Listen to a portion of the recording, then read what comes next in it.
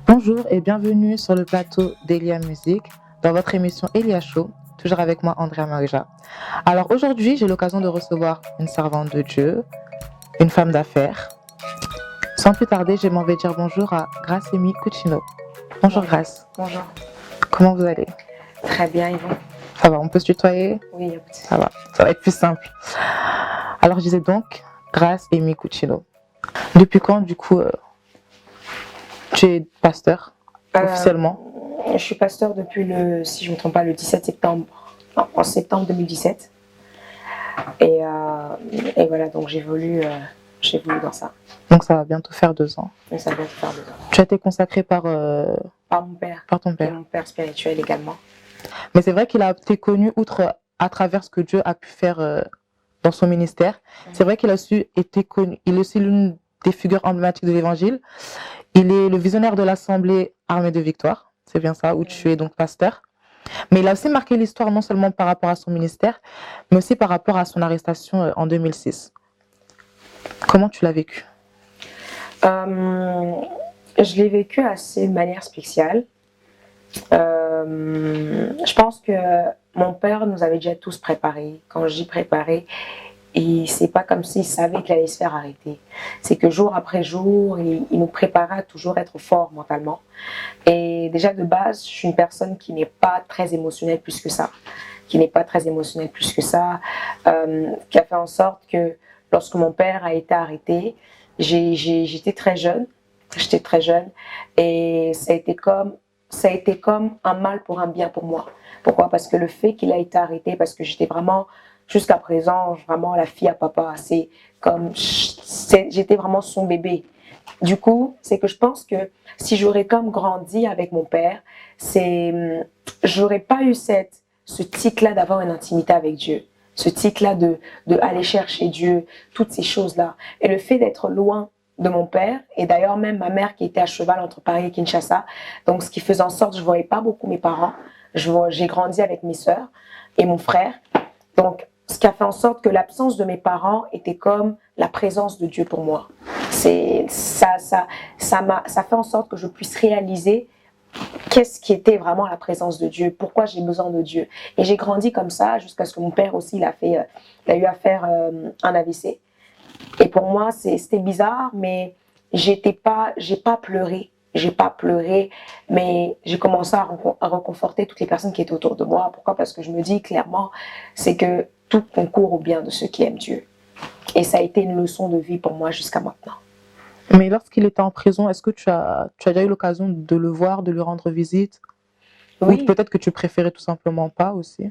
Non, j'allais souvent à Kinshasa, même si je devais faire peut-être 3 jours ou 7 jours pour voir mon père. J'allais le voir à Kinshasa et après je revenais à Paris, j'allais le voir à Kinshasa. C'était pas une vie très facile, mais déjà étant enfant, c'est que la première chose, c'est que tu as envie de grandir avec tes parents.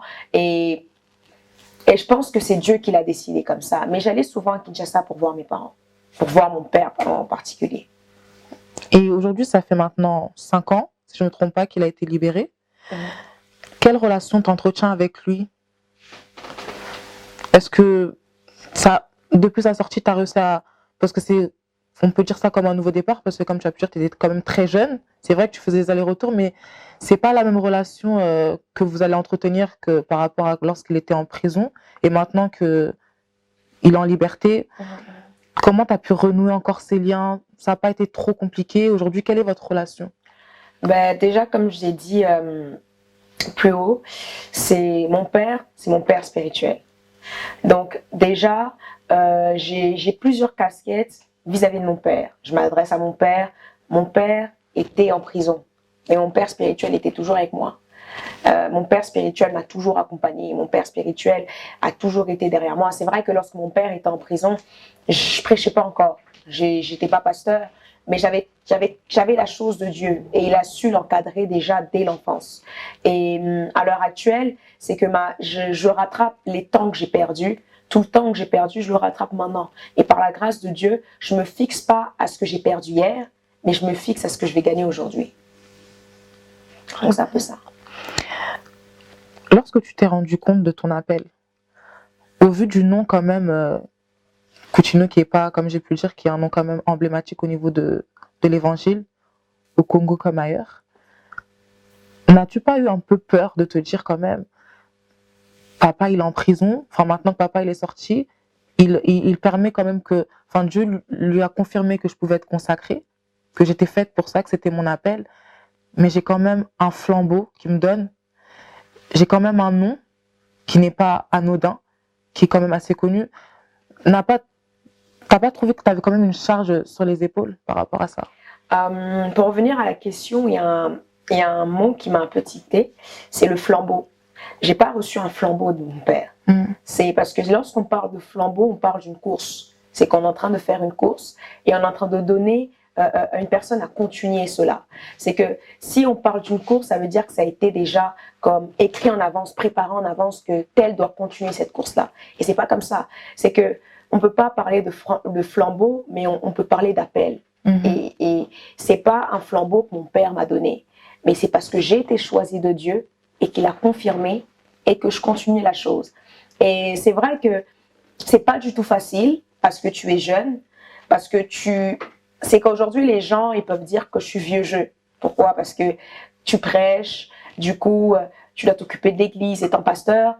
Je dois m'occuper de l'église et encore ça va parce que je suis pas là, mes sœurs sont aussi au service et m'aident continuellement à pouvoir ne pas me sentir seule dans le travail que je fais et un soutien pour moi incroyable et ainsi que ma mère.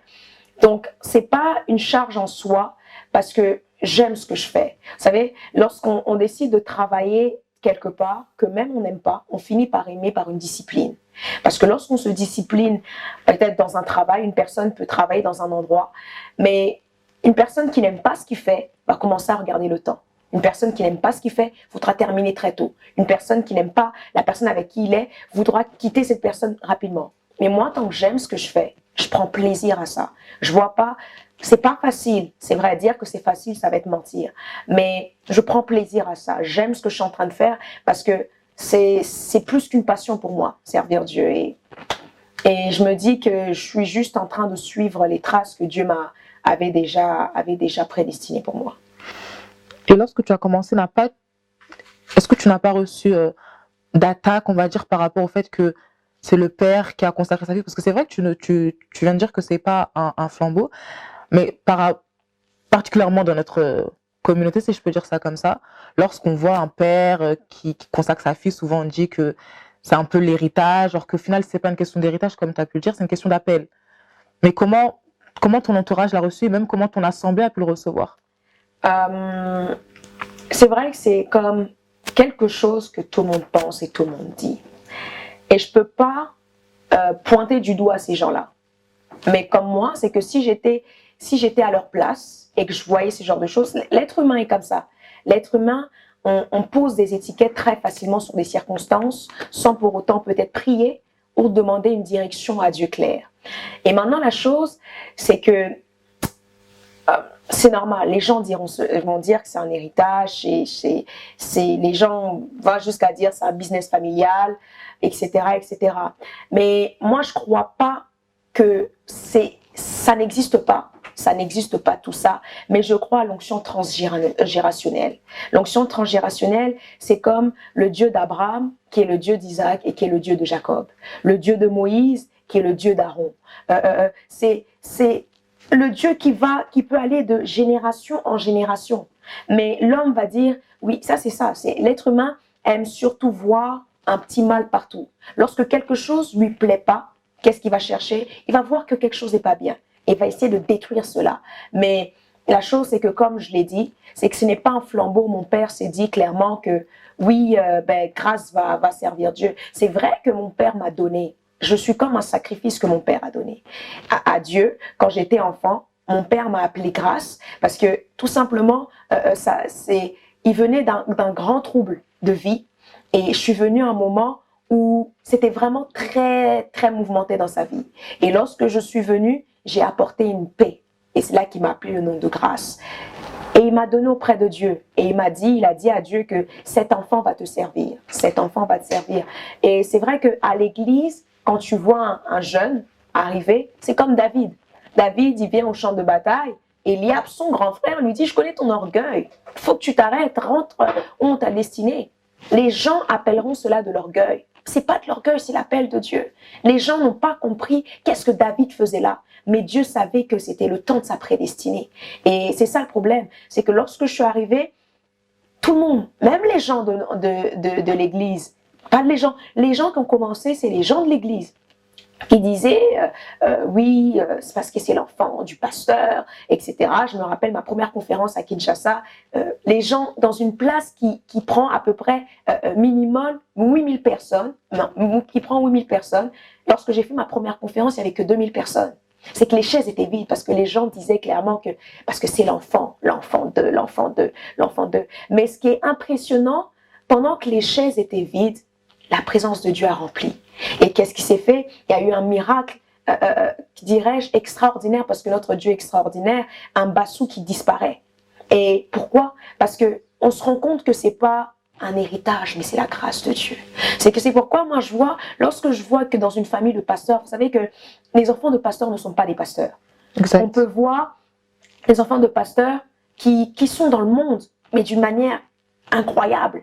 Mais lorsque on voit que un enfant de pasteur sans l'appel de Dieu et va. Je ne pense pas que l'Église doit vivre dans une condamnation et jugement. Elle doit savoir accomplir et soutenir et dire, écoute, let's go. La Bible dit, le champ est grand, mais il y a peu d'ouvriers. Mais le problème, c'est que l'Église est toujours dans une vague de critique. Quand il voit un serviteur critique, c'est pas ça. Et moi, je suis restée focus dans ce que Dieu m'avait dit. Je suis restée focus dans ce que Dieu avait prévu pour moi. Et même lorsque j'ai fait ma première conférence, ma mère était étonnée parce qu'elle se disait clairement que qu'est-ce que tu es en train de faire? Mais je savais au-dedans de moi que c'était ce que Dieu voulait. Et je me suis lancée aujourd'hui, ce que les gens peuvent dire, je ne regarde pas ça. Je regarde la mission que j'ai sur la terre. Et par la grâce de Dieu, c'est bien de commencer, mais je prie Dieu de bien terminer. Très bien répondu. Alors, outre tes parents qui sont donc serviteurs de Dieu, est-ce qu'il y a d'autres serviteurs de Dieu qui t'inspirent? Enfin, quand je dis inspire, peut-être que tu peux être à la maison, tu sais que peut-être le thème que tu vas prêcher, je sais pas, ça va être la sanctification, et tu te dis, ah, c'est vrai que le pasteur Marcelé prêche beaucoup sur la sanctification. Peut-être qu'il y a des serviteurs de Dieu comme ça. C'est vrai que déjà, mes parents sont mes premiers modèles, mis à part Jésus, parce que je pense que personne ici voit Jésus. On le voit au travers d'un homme ou d'une femme. Mais c'est vrai, il y a beaucoup d'hommes de Dieu et de servantes de Dieu que j'aime énormément, notamment la prophétesse Lynn Isaac et son mari, mais aussi énormément de serviteurs de Dieu. Il y a le prophète Joël Francis Tatou, il y a le pasteur Marcelo, il y a le pasteur Roland Dallot, le pasteur Atoms. Après, je suis vraiment très anglophone. Donc, il y a Sarah Jakes Robert, le pasteur Christouya Kilomé. Il y a énormément de serviteurs de Dieu. Je suis pas de ceux-là qui... Il y a aussi le pasteur Moïse Mbié. Je suis pas de ceux-là qui va comme... souvent, les gens s'arrêtent à ne pas écouter un prédicateur parce que les gens ont dit. Mm-hmm. Mais beaucoup de personnes parlent sur tel. Mais lorsque je sens qu'il y a une part de bénédiction que je peux avoir, j'écoute et je suis. Mis à part mes parents, j'écoute et je suis. Et il y a énormément de serviteurs de Dieu qui m'inspirent beaucoup. Surtout mes aînés dans la foi et mes pères dans la foi. Je prends note, je regarde et j'écoute énormément. Aujourd'hui, c'est vrai que les serviteurs de Dieu sont la cible des chrétiens et de ceux qui ne sont pas chrétiens. Parce que c'est vrai que c'est la définition du chrétien, c'est encore un grand débat. Il y a eu le pasteur Moïse Mbié qui continue encore sur le mariage, où on ne lâche pas l'affaire. Et dernièrement, il y a le pasteur Kiziamila Kibila. Qu'est-ce que tu en penses, Grâce? Pourquoi? Je pense que déjà, l'Église doit quitter un stade d'immaturité et grandir. La maturité consiste à ne pas juger. La maturité consiste à avoir le discernement. C'est différent, juger et avoir le discernement. Lorsque tu as le discernement, ça te pousse à prier. Mais le jugement, ça te pousse à critiquer. C'est qu'un homme de Dieu, dans homme de Dieu, il y a homme, il y a humain. Tout le monde fait des erreurs. Moi, je fais des erreurs. Les gens qui me suivent font des erreurs. Même Jésus-Christ demande à la femme adultère, demande aux gens qui étaient là, celui qui n'a jamais péché, jette la première pierre. Même Jésus qui était là n'a pas jeté la première pierre. Pourquoi ceux-là qui ne sont pas parfaits, qui vivent dans des imperfections, sont capables, on est capable de juger les gens autant facilement. Si le prophète Joël, il y a la résurrection des morts, si vous trouvez que c'est pas bon, priez. Si le pasteur Moïse, c'est elle, priez. L'évangéliste Kizami qui a un père au Congo, mais priez. Pourquoi toujours juger? C'est ça le problème. C'est que l'église de Dieu n'arrivera pas à avancer si l'église de Dieu reste dans le jugement. On peut voir et se taire. Mais aujourd'hui, on peut voir des pages qui sont juste... Écoutez, la chose, c'est que aujourd'hui, le diable veut détruire et salir l'image pastorale. C'est qu'aujourd'hui, on donne synonyme de pasteur moins sérieux. Pasteur, le synonyme, c'est escroc. Pasteur, le synonyme, combien de fois on a vu dans des chaînes télévision où ils font des reportages sur des pasteurs? Je suis sûre que lorsqu'ils s'approchent de ces pasteurs-là, ils vont leur faire croire que oui, on va vous faire de la pub. Mais à la fin, lorsqu'ils regardent, on dit que c'est un escroc. C'est ça. C'est qu'aujourd'hui, ce que l'Église ne comprend pas, le diable veut faire asseoir la division dans l'Église. Et qu'est-ce qu'il fait? Le diable, pour détruire le peuple, va d'abord détruire les leaders. Et comment il va détruire le leader? Il va utiliser le peuple pour détruire les leaders. Remarquez une chose, lorsque Moïse monte à la montagne, reste longtemps, le peuple dit, Aaron, fais-nous un Dieu. Le diable a utilisé le peuple de Dieu pour distraire ce que Dieu et Moïse faisaient là-bas. C'est ça, c'est que le problème, c'est ça. C'est que si on voit les choses, mais prions. Si vous voyez que tel pasteur, tel homme de Dieu, ou même moi, fait une erreur, au lieu de me juger, je suis humaine. Ces gens-là sont des humains. Prions pour eux. Mais l'Église aujourd'hui, si l'Église veut avancer, l'Église doit commencer à prier pour les leaders et non commencer à les juger. Parce qu'une onction qu'on n'honore pas, c'est une onction qui nous quitte, une onction qu'on pollue, c'est une onction qui devient une malédiction pour nous. Et ce que l'Église ne comprend pas. Aujourd'hui, on va derrière des personnes qui font 10 ans, 15 ans dans une église et qui se disent il n'y a pas d'onction ou quoi que ce soit, mais au final, c'est les mentalités qui doivent changer. C'est les mentalités. Le problème dans l'église, c'est pas le peuple. Le problème dans l'église, ce n'est pas les leaders. Le problème dans l'église, c'est pas la présence de Dieu, mais c'est le peuple dans la présence de Dieu. C'est qu'ils sont dans la présence de Dieu. Le problème dans l'église, c'est qu'ils veulent le spectacle. Ils veulent le show. Ils veulent lorsqu'on crie, ils veulent lorsqu'on roule, ils veulent lorsque ça. Mais ce que j'aime avec Élie, Dieu dit, je ne suis pas dans le vent, je ne suis pas dans le feu, je suis dans la simplicité, dans le calme. Je suis dans ce que vous ne m'attendez pas. Il y a des églises qui peuvent être 10. Il n'y a pas tout le monde qui crie, il n'y a pas tout le monde qui saute, mais la présence de Dieu est là. Mais dans certaines églises, ils peuvent être 10 000. Les gens tombent, les gens tout. Mais Dieu n'y est pas. Alors, grâce à Mikuchino, on te voit en relation avec des serviteurs de Dieu tels que le frère Jonathan Maroja, que je salue, mon aîné d'ailleurs, le bishop Eli Domingos, Presca Lulinga, enfin, cette génération un peu, le prophète Christopher Beleke, ou encore le prophète Jonathan Gambela. Quelle est ta relation avec tous ces serviteurs? J'ai même vu, par rapport aux petites recherches que je fais, qu'on vous identifie un peu comme un clan de jeunes serviteurs entre vous. En fait, c'est vrai que ce qui est bien, moi je trouve ça bien pour ma part, on vous voit un peu vous soutenir dans différents événements. Par exemple, le prophète Jonathan Gambela va faire un événement et on va voir la sœur Grace Cucino. Mais au final, qu'est-ce qui vous a relié comme ça? C'est vrai que vous êtes tous venus, si je peux dire ça, d'un coup. Qu'est-ce qui vous a relié? Est-ce qu'il y a un serviteur de Dieu qui est votre mentor à tous? Pourquoi? Déjà, le problème qui se pose là, c'est comme j'ai dit, l'Église, quand ils cherchent le jugement, ils se poussent à critiquer. Lorsqu'ils veulent le discernement, ils vont à prier. Déjà, je les salue tous. Ils font tous un travail incroyable. Ils font tous un travail incroyable. Et c'est pas un clan. C'est que les gens, ils sont là, oui, leur clan, leur ci, leur ça, leur ça. C'est vrai que sur les réseaux sociaux, on n'expose pas tout. On va pas montrer qu'on est tous ensemble. On va pas montrer quand je suis avec tel serviteur. On va pas montrer qu'il y a tel serviteur. Il y a même des serviteurs qu'on connaît pas, mais qu'on est ensemble. La chose, c'est que je pense que si on marche tous dans l'unité, ça fera en sorte que tel fait un événement, on vient soutenir. Et même beaucoup de personnes concluent, si tel fait un événement que la personne n'est pas là, c'est qu'ils ont un problème. Oui. Non, c'est que chacun est responsable dans leur église. Chacun fait un travail incroyable. Tel serviteur voyage beaucoup. c'est qu'on n'a pas le temps de tout se voir. Tel serviteur voyage beaucoup. Tel prophète est responsable dans son église. Le bishop Eli Domingos a une église, ANC. Eux tous, ils ont tous des responsabilités qui font en sorte qu'on ne va pas comme montrer sur les réseaux sociaux que oui, on se parle, mais pourtant on s'échange, on parle au téléphone, on va parler sur WhatsApp, on va parler sur Instagram, on va commenter les photos, on se follow sur Instagram. C'est que il n'y a pas de guerre en soi, il n'y a pas de clan. Pourquoi ton doigt va être en guerre avec ton pouce? Ton index va être en guerre avec ton pouce. Ils font partie du même corps.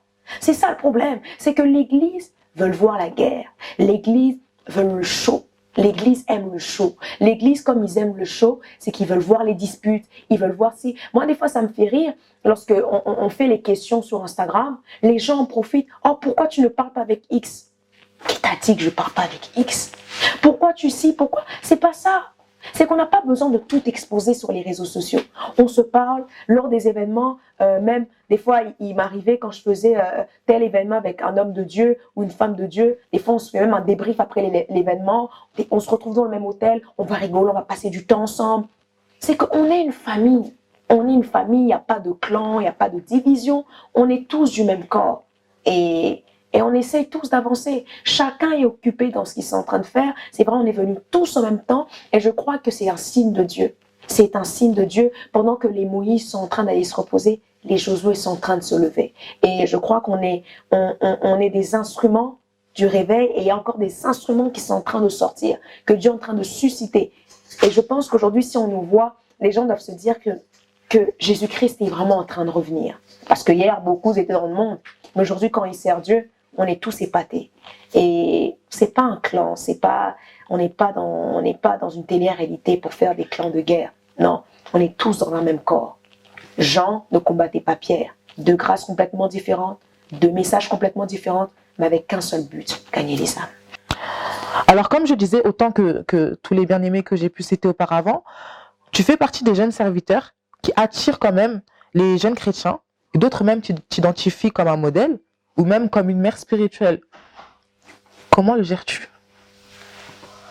Mon seul objectif dans tout ça, c'est vraiment leur ramener vers Jésus. C'est vraiment leur ramener vers Jésus. C'est toujours très flatteur.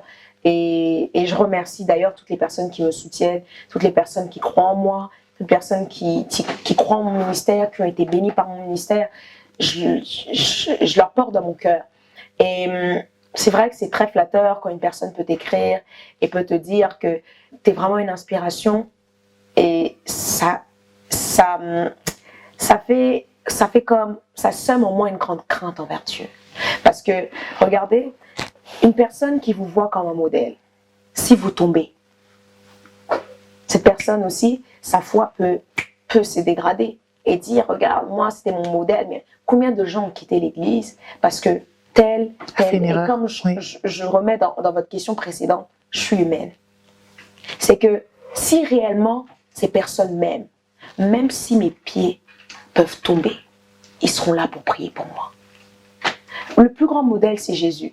Le plus grand modèle, et ce que je fais présenter, je présente Jésus. Je ne présente pas Grâce Aimée Coutinho.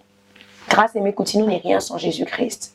Et la chose, c'est que je fais en sorte que toutes les personnes que je peux encadrer, leur ramener dans ce que Dieu veut pour eux et leur présenter Jésus-Christ. C'est un peu ça. On peut constater aujourd'hui que lors des séminaires, c'est vrai qu'aujourd'hui, si je peux dire ça, c'est une vague. Les séminaires, lors des conventions, les personnes les plus présentes sont des jeunes.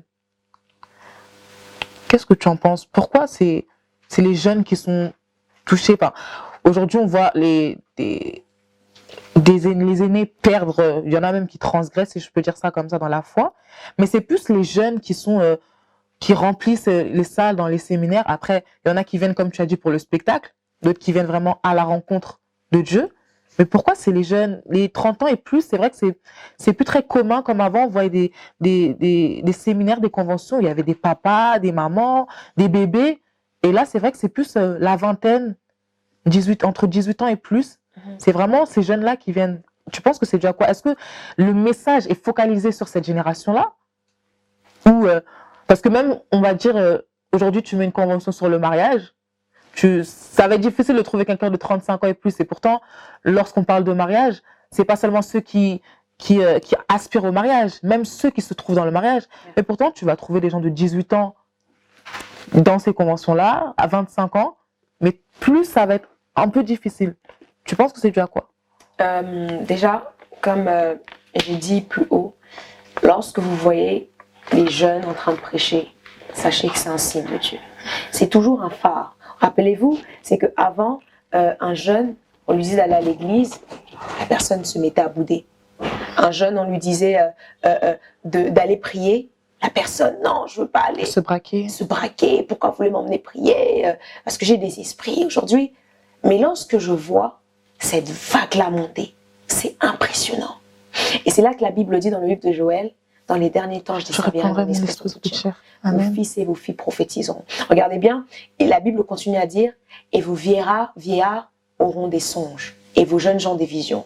Mais si je vous parlais de ça de manière très spirituelle, je vous répondrai comme ceci. Lorsqu'on parle de vieillard qui aura de songes, on parle obligatoirement d'une personne qui va dormir.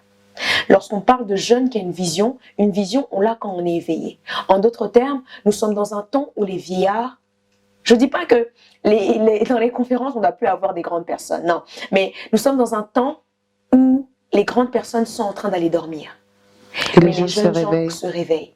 Et nous sommes au temps de Josué, où Moïse est dans la montagne. Remarquez une chose que Dieu est en train de faire. Il est en train de faire que nos pères puissent avoir la place de Moïse. Regardez, Moïse, Aaron et Hur étaient à la montagne pendant que Josué est en train de combattre. Ils sont en train de prier pour nous. Et j'aime cette vague qui sont en train de monter. C'est vrai que dans les conférences, il y en a beaucoup. On a beaucoup de conférences à Paris. On a beaucoup de conférences. On a beaucoup de catégories de gens qui viennent dans les conférences. Il y en a qui viennent juste pour voir. Il y en a qui viennent pour voir et pour critiquer à la fin. Il y en a qui viennent pour recevoir un changement. Et moi, je crois que dans l'église, on commence à voir des jeunes qui ne viennent pas, comme on dit, pour staffer, mais qui viennent, qui se disent que je viens KO et j'en sors OK. Je viens malade et j'en sors guéri. Nous sommes vraiment... Cette génération est le signe que Jésus-Christ n'est pas en train de revenir, mais il est déjà là. Yes. Il est déjà là. Et je pense que aujourd'hui, nos parents sont fiers de voir que mon fils qui touche à la drogue, aujourd'hui, parle en langue comme pas possible. Ma fille qui est dans la prostitution, aujourd'hui, a une vie consacrée. Et moi, j'encourage une personne qui hier était dans la drogue ou quoi, se lève et témoigne. Et c'est ça, il n'y a, comme j'ai prêché aujourd'hui dans mon église, à l'église, on ne parle pas de Dieu sans miracle.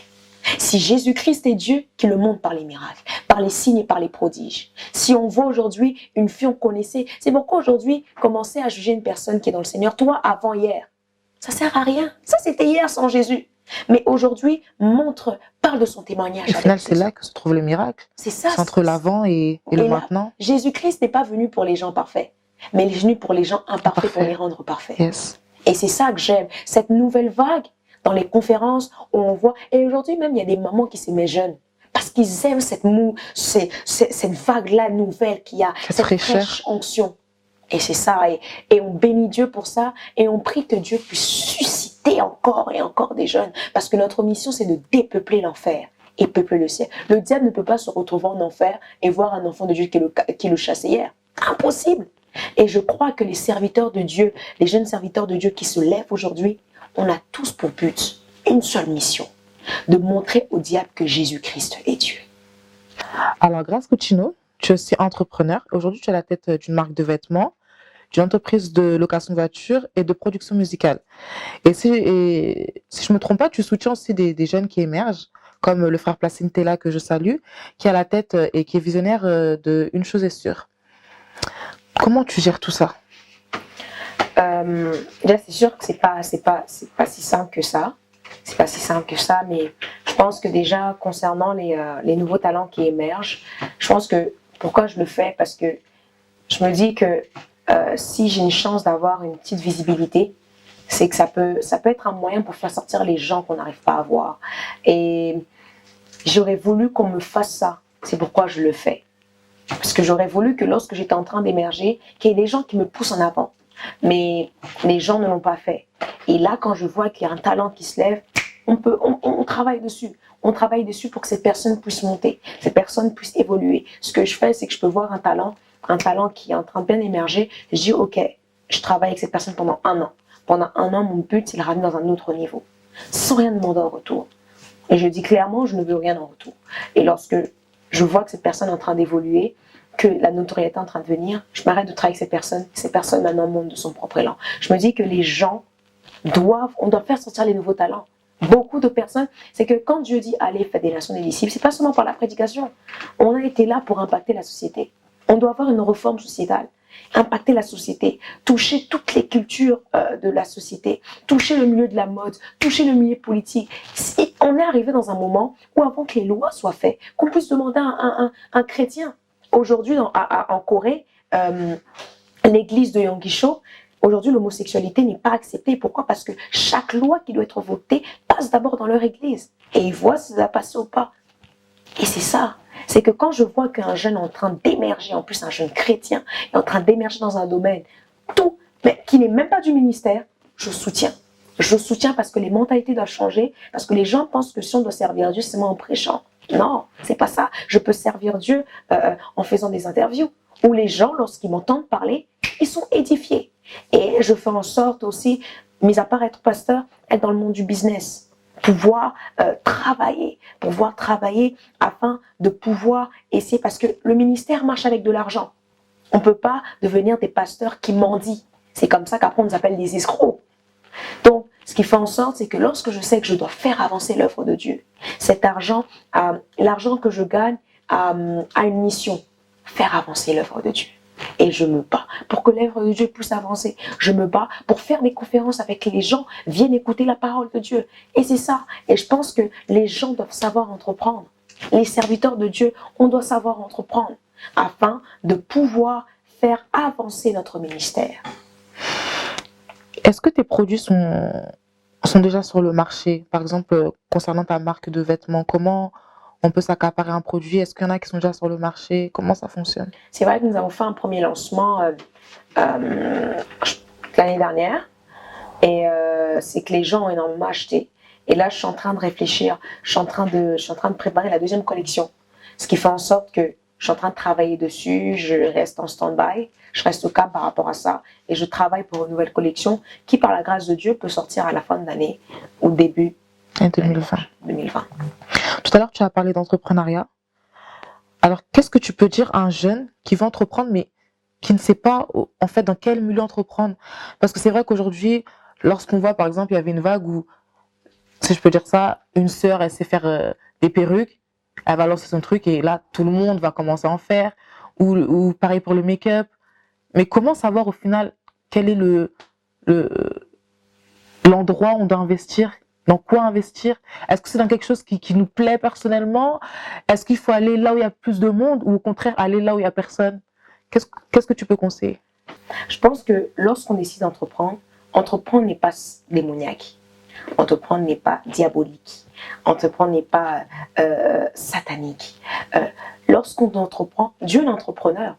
Le plus grand entrepreneur, c'est Dieu. Pourquoi? Le boss est parti. Jésus-Christ est parti. Il a laissé son entreprise. On la continue jusqu'à aujourd'hui. Dieu le plus grand, l'Église est la plus grande entreprise.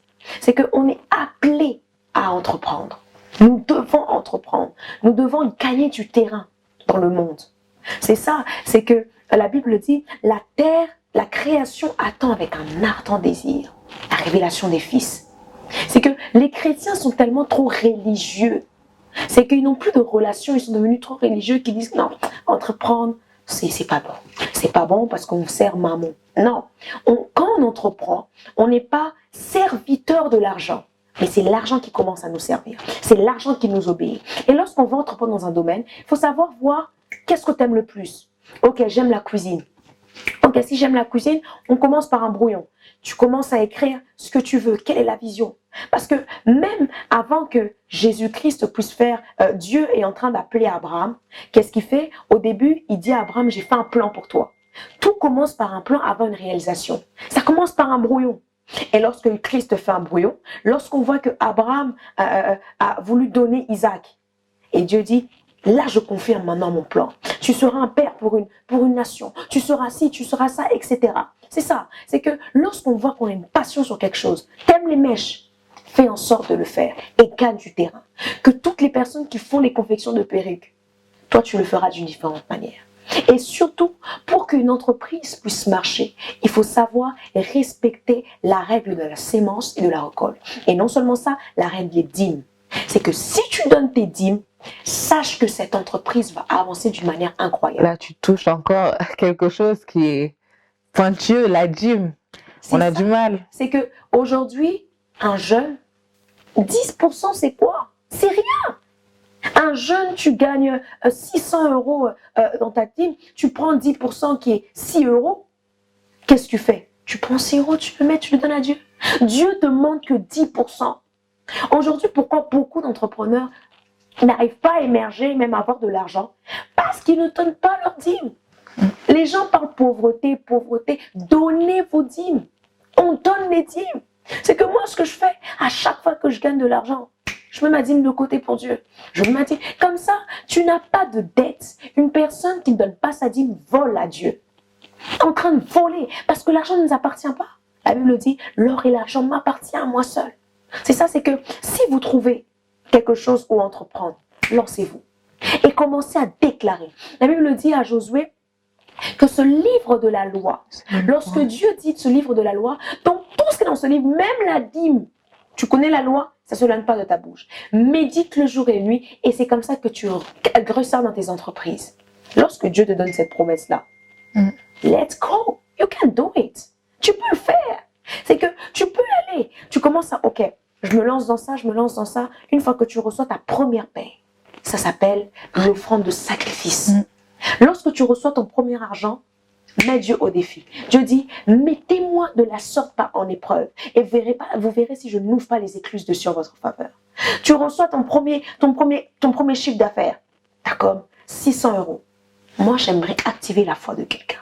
Comme je disais, l'homme de foi est l'homme dangereux. Tu prends les 600 euros, donne une sémence à Dieu. Tu verras que je peux mettre tout. Si ça ne marche pas, j'arrête de prêcher. Tu verras que si tu donnes ça à Dieu, lorsque tu as commencé ton entreprise, tu as continué, tu verras que la clientèle va venir. Les gens qui vont venir financer ton projet vont venir. Les gens qui vont soutenir ton projet vont venir. Pourquoi? Parce que Dieu est un gentleman. Invite-le dans ton entreprise. Et tu verras que les choses vont se faire. On doit savoir détourner du terrain Zara, H&M, eux tous. On doit savoir gagner du terrain, les chrétiens. Et c'est ça, on doit se lancer. On ne se dit pas, oui, je suis pasteur, je ne veux pas entreprendre. Non, non, non, non. Ça, c'est une erreur. Entreprends. Ça fera en sorte que les pasteurs on ne puisse pas avoir des pasteurs qui font des erreurs. Qui peut-être s'accrochent à une personne qui vient à l'église parce qu'elle a l'argent.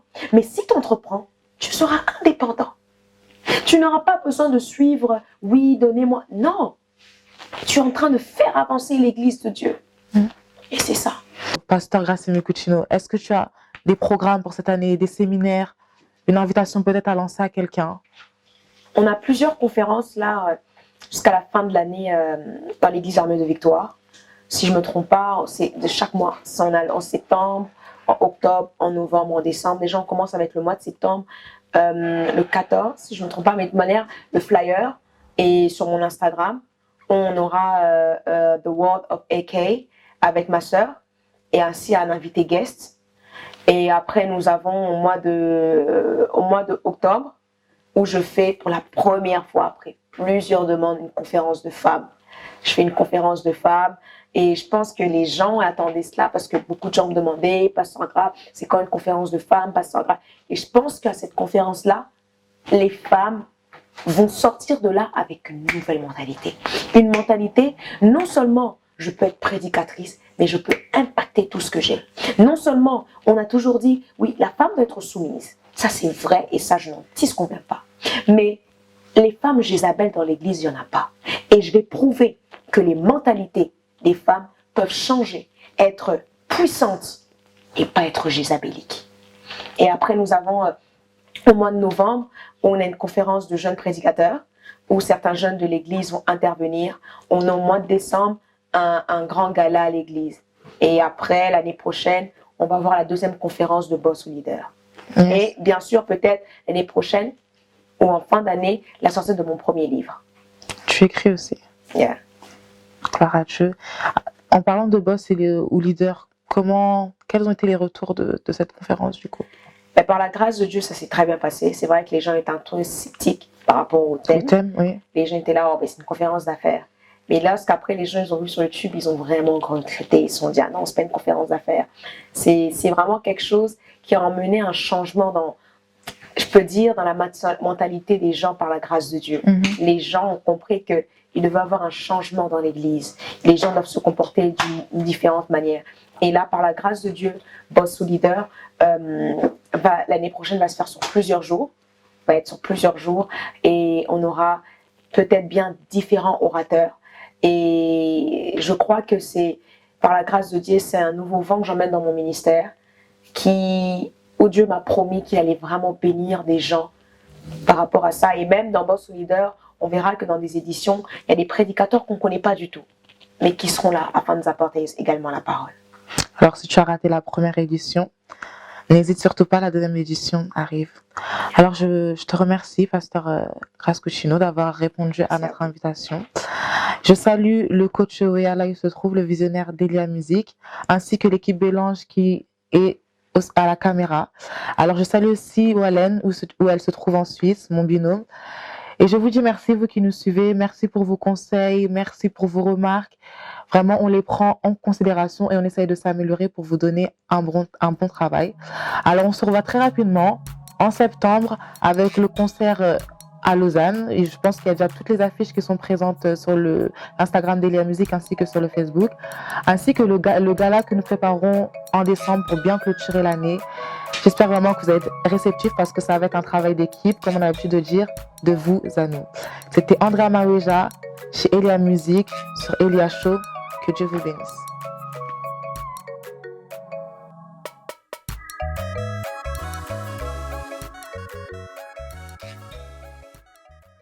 Ça c'est vrai, et c'est là durant. Monsieur Yannick, voulez-vous ici présent prendre Madame Christelle comme épouse? Oui, je le veux. Madame Christelle, voulez-vous ici présent prendre Yannick comme époux?